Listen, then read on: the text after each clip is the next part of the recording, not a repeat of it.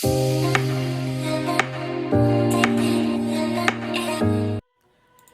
ito yung part 2 o yung game analysis dun sa laban ng Blacklist at Todak. Kung hindi nyo pa napapanood yung part 1, pwede nyo siyang panoorin mamaya para magka-idea kayo kung bakit naging ganito yung draft sa laban na to. Umpisa pa lang makikita na natin kagad yung epekto ng pagiging outdrafted ng Todak sa Blacklist kasi tignan nyo, susubukan manggulo sa jungle nung Hilda pero dahil Fred rin yan, isusustain niya lang yung damage nung Hilda. At tulad nung sabi ko sa part 1, masakit talaga pang poke yung Novaria at saka yung Digi kaya mahihirapan din siyang tiisin to. Dito naman makikita natin kung gaano kahirap mag-akay pag may Digi sa kalaban. Maganda sana yung magiging ipit dito ni Akay kay Fred kaso mag-uulti lang si Digi at mababaliktad yung mangyayari. Mamamatay yung Akay tapos masisecure pa ni Wise yung Turtle. Nagkamali din kasi yung Arlot dito, nag-skill to siya kay Digi kahit na wala pa tong mark. Kaya hindi nag-reset yung cooldown ng skill to niya. Mamamatay nga din si Hilda dito, lumiko pa kasi siya imbis na dumiretso na lang pa out. Siguro kasi lalabas na din yung purple ni Wise, baka balak niyang manggulo kaya nagpapassive siya dun sa bush. Kaso makati talaga yung poke ng Blacklist. Kaya nilang patayin yung Hilda kahit early game pa lang kaya hahabulin talaga nila yan. Another Astral Sphere locks onto Yumes. There's gonna be some alarm bombs placed. The reverse time again. The taunt and the chain CC. Pagtapos nito parang matotrauma din yung Hilda at saka maiilang na siyang humarap kaya di na siya masyado makakapagbigay ng info. At may mangyayaring hanggang sa gold lane. Sobrang sakit na magiging damage ng ulti ni Bea dito pero may iipit siya sa gitna ng ulti ni Eve. Kaya mafo-force din mag-ulti si Digi para iligtas yung Bea. Dahil dito magiging malaya naman yung Akay, makakapag-ulti siya at mapapatay nila yung Fred rin. Pero overall, lamang pa rin sa trade yung Blacklist kasi gold lane at saka phosphor kapalit ng jungler. Dito sa second turtle, maganda yung naging plano ng Todak dahil nakita nila na tatlo yung nasa baba sa Blacklist. Nag-call kagad sila ng burst turtle. Maganda din yung pagkaka-advance ng Arlot dito, haharangan niya na lang yung Fred if in case na chance yung Fred sa turtle. Okay, final smash as well right now. Dito naman dahil scaling yung gold lane ng Todak para malayo to sa clash dahil sa bot lalabas yung turtle kaya makikipagpalit to ng lane sa Arlot.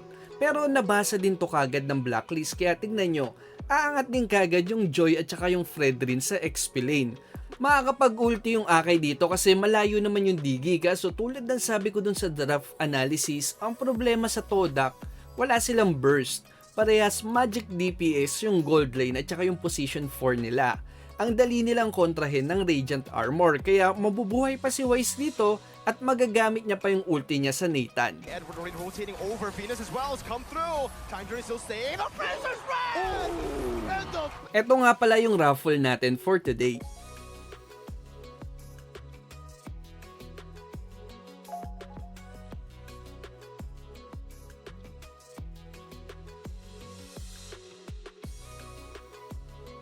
Message mo lang yung Facebook page natin para sa premyo mo. Kung bago ka lang sa channel natin, namimigay tayo ng emote, name change card, starlight at mga epic skin. Kailangan mo lang mag-comment ng kahit anong connected sa topic natin para ma-share mo din yung insight mo. Tapos lahat ng comment, iraraffle natin for the next day. Good luck! Dito naman makikita natin yung discarding ginagawa ng mga pro kay Joy. Tingnan nyo yung gagawin ni Edward dito. Magpapastack muna siya sa jungle monster para pagpunta niya sa target niya, makakapag-ulti na siya kagad. Tignan nyo yung unang dash dun sa first skill niya. Tapos yung pangalawang dash naman sa jungle monster. Yung pangatlo sa jungle monster ulit tapos yung last dash, yun na yung papunta sa target niya. Pagdating dyan, pwede na siyang gumamit ng ulti. Ang problema kasi pag sa clash ka nagpa-stack ng second skill mo, pwede kang mapoke ng kalaban habang ginagawa mo to or ang masama doon, mailagan o makancel pa yung dash mo. Kaya hindi ka talaga makakapag-ulti at all. Hindi ka tulad dun sa ginagawa ni Edward, sure na makaka-burst ka talaga gamit yung ulti niya. Naghihintay na lang din yung Blacklist dito ng Lord para tapusin yung laban. Kasi tignan nyo, kahit subukan mag-def ng Todak, mahihirapan talaga sila dahil sa lineup nila. Gagamit ng ulti yung Eve para mag-def, tapos matutulak pa ng Arlot yung Digi dito papasok sa tore. Ang problema nga lang, isang ulti lang ni Digi, wala nang gagawin yung Arlot kasi wala siyang mapag-iistakan kaya mapapatay lang din siya dito. Tapos, makakalabas lang din yung blacklist sa ulti ni Eve dahil sa ulti ni Diggy. Ang kagandahan naman dito, malaya na ulit mag-ulti yung Akai kasi na-force na nilang mag-ulti si Diggy.